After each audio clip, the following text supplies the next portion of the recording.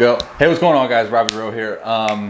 So I would say out of the total amount of questions that I get, I would say that the most popular is something to do with throwing strikes, or the inability to throw strikes, or the mechanical adjustment to better equip the individual to throw strikes.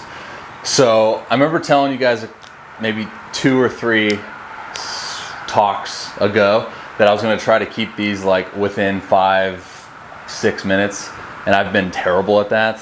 I think everyone knows that I love to talk, and I'm going to really try to keep this one short because I know a lot of people check out, but this is very important, and me personally, I'm very passionate about this particular topic just because of the things that I've gone through in my career with this topic. So a couple things to note. I might contradict myself, and I apologize ahead of time, but I need you guys to know that there's a super fine line in terms of pitching performance, man, right? Because I always go back to it always depends on the individual. As far as like, how do we, as instructors or coaches or whatever it is, how do we get the most out of the athlete? And it always goes back to, like, you have to know the athlete. You have to know what she responds the best to. How are you, like, you know, that's why it's so important to create a relationship beforehand, before you start instructing. You know, because again, there's a lot that goes into a topic like, you know, throwing strikes, because I'll always say that at the end of the day, athleticism outweighs everything, right? And it's funny too, because like, I know I talk a lot about like the delivery, and I talk a lot about biomechanic efficiency, and there is a lot of things that we can do to give ourselves a better opportunity to throw strikes from a mechanical standpoint, right? But at the end of the day, like I said, being athletic, being loose, being free outweighs everything. That's why my first bulleted point today says the brain can be used for good or bad, positive and negative. The brain is so powerful, and we can't even grasp just how powerful like our brain is in terms of thought, in terms of you know, mindset, all of that stuff. So for example, it could be used for bad in terms of an athlete trying to pitch, and then having a coach or somebody, you know, an external influence say, hey, just throw strikes, or a player saying, hey, just throw strikes, let him hit it. Because what happens now is your brain goes, oh, I just have to throw strikes, I have to throw strikes. So that's a thought process that provokes a sense of tenseness, right? A sense of have to.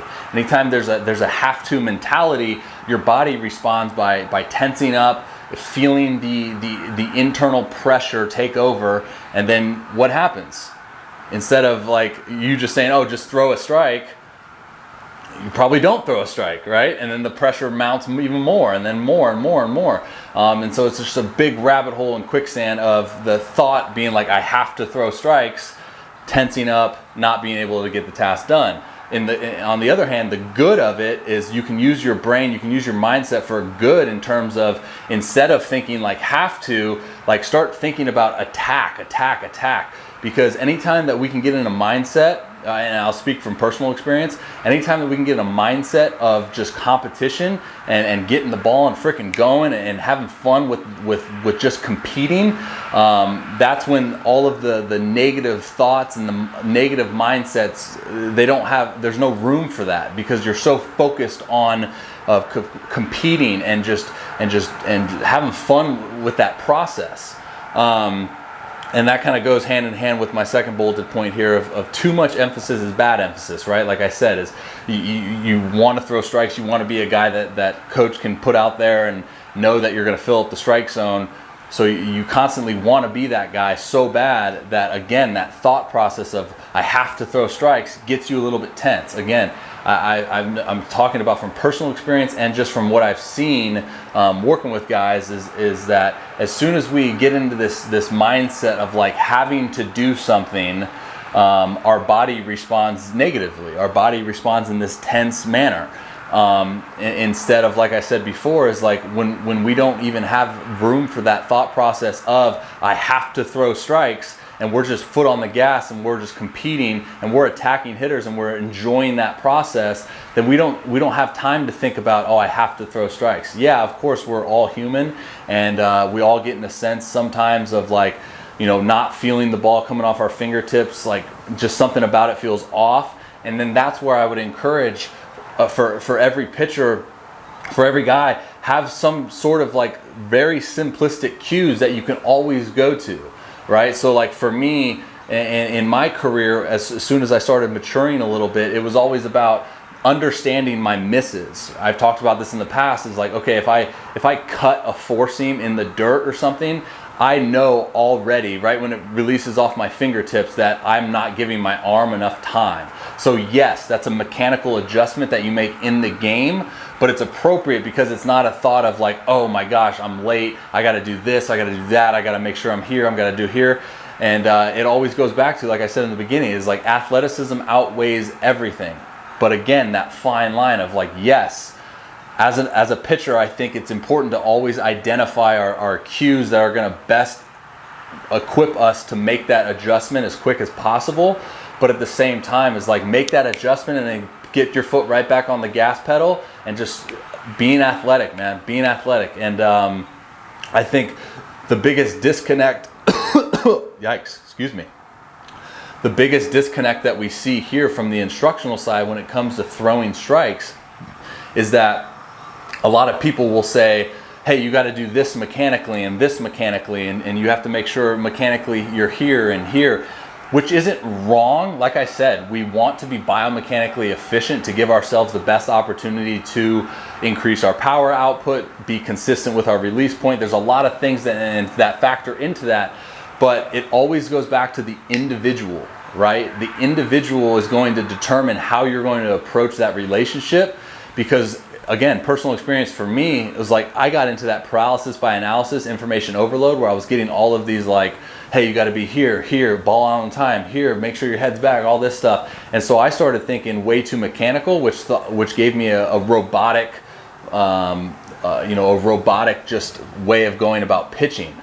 And instead of being athletic and free and loose and having fun, I was so robotic and constantly thinking like, okay, once I lift my leg, I have to break my hands, and as soon as I break my hands, I need to make sure that I close off and point the butt. Okay, as soon as I do that, I need to make sure that I hinge into my backside. But again, like these are all good mechanical cues that we know will increase power output, that everyone wants to do. But at the same time, man, that our brain is so powerful. So for me, it was like I got into a super robotic like way of pitching, and that just wasn't me. That was not natural, right? So natural for me was like lift the leg and freaking go. Yes, understand there's cues and there's things that we want to do within the delivery to optimize a lot of things out front.